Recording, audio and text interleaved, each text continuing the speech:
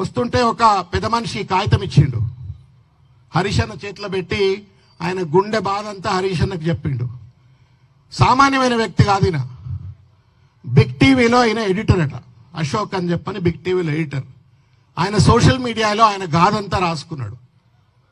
30 ఏళ్ళు పనిచేసిన నాకు సొంతిల్లు లేదు, అక్కడ పడి అక్కడ తనకలాడి ఇక్కడ తనకలాడి ఈ కష్టపడి ఆ కష్టపడి నేను ఎట్లా కొత్త ఫ్లాట్ కొనుక్కోలేను కానీ సెకండ్ హ్యాండ్ ఫ్లాట్ కొనుక్కుంటా అని చెప్పని సెకండ్ హ్యాండ్ ఫ్లాట్ కోసం 40 లక్షలు పోగు చేసుకుని ఆ ఇల్లు కొనుక్కోవడం కోసం ఆల్రెడీ ఓనర్కు డబ్బులు ఇచ్చి రిజిస్ట్రేషన్ దగ్గరికి పోతే ఇది 22A ఉంది అని చెప్పని ఏ రకంగా నేను బాధపడుతున్నా అని చెప్పని ఒక జర్నలిస్ట్ సోదరుడు, సమాజంలో ప్రశ్నించగలిగేటుంటాడు, వాళ్ళు ప్రశ్నిస్తే సమాజం వింటుంది, అటువంటి వ్యక్తి కూడా ఇవాళ బాధను వ్యక్తీకరిస్తూ హరీష్ అన్న దగ్గరికి వచ్చి ఈ యొక్క వినతి పత్రాన్ని ఇచ్చిపోయిన పరిస్థితి.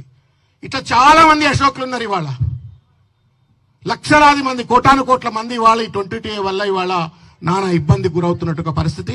వీళ్ళందరికీ తగిన గుణపాఠం చెప్పే విధంగా మన పోరాటాన్ని ఇంకా బలంగా ముందుకు తీసుకెళ్దామని చెప్పి తెలియజేస్తూ